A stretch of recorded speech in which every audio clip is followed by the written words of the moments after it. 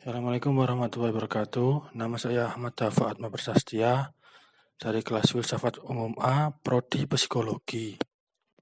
Di sini saya akan menjelaskan tentang 5 tokoh filsuf alam. Yang pertama, Thales. Thales lahir pada tahun 640 sebelum Masehi. Dia adalah seorang filsuf yang mengawali sejarah filsafat barat pada abad ke-6 sebelum Masehi. Pemikiran Thales dianggap sebagai pemikiran yang pertama karena ia menjelaskan dunia dan gejala di dalamnya tanpa bersandar pada mitos melainkan bersandar pada rasio manusia. Thales menyatakan bahwa air adalah prinsip dasar segala sesuatu.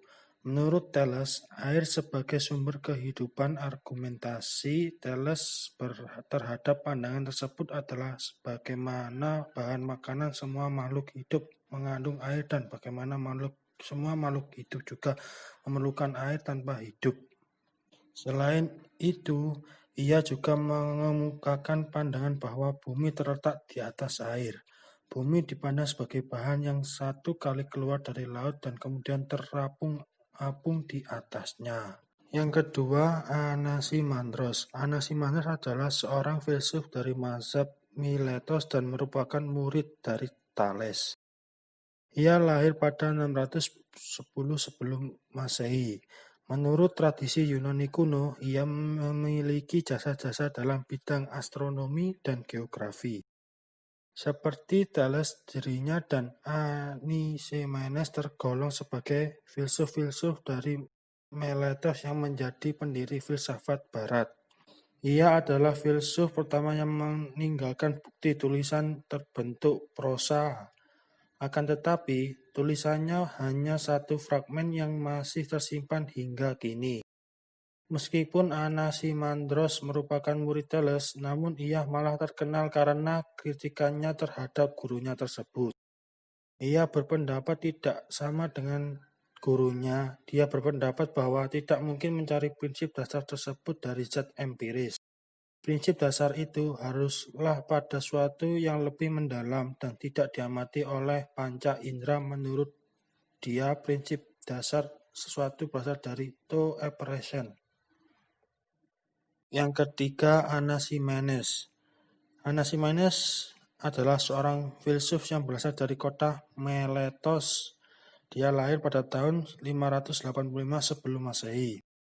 Anaximenes tidak lagi melihat sesuatu yang metafisik sebagai prinsip dasar, melainkan kembali pada zat yang bersifat fisik, yakni udara. Anaximenes berpendapat bahwa udara adalah zat yang menyebabkan seluruh benda muncul, telah muncul, atau akan muncul seperti bentuk lain. Perubahan tersebut berproses dalam prinsip pemadatan dan pengeceran, condensation and reversion. Proses tersebut meliputi seluruh kejadian alam. Yang keempat, Parmenides. Parmenides adalah seorang filsuf dari mazhab Elea. Ia lahir pada tahun 540 sebelum Masehi. Ia merupakan murid dari Xenophanes. Parmenides adalah tokoh yang terkenal. Pemikirannya filsafat bertentangan dengan Heraklitos sebab ia berpendapat bahwa segala sesuatu yang ada tidak berubah. Parmenides menuliskan filsafatnya dalam bentuk puisi. Puisinya terdiri dari prakata dan 2 bagian. 2 bagian tersebut masing-masing berjudul Jalan Kebenaran dan Jalan Pendapat. Setelah berargumentasi mengenai yang ada sebagai kebenaran, Parmenides menyatakan konsekuensi-konsekuensinya. Pertama, yang ada adalah satu dan tak terbagi, sedangkan pluralitas tidak mungkin.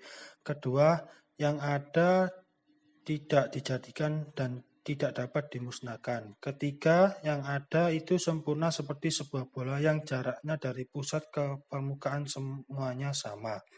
Keempat, karena yang ada mengisi semua tempat, maka disimpulkan bahwa tidak ada ruang kosong. Yang kelima, Herakleitos. Herakleitos lahir pada tahun 540 sebelum Masehi. Beliau adalah filsuf yang berasal dari Efesus di Asia Kecil. Pemikirannya yang terkenal adalah mengenai perubahan-perubahan di dalam semesta.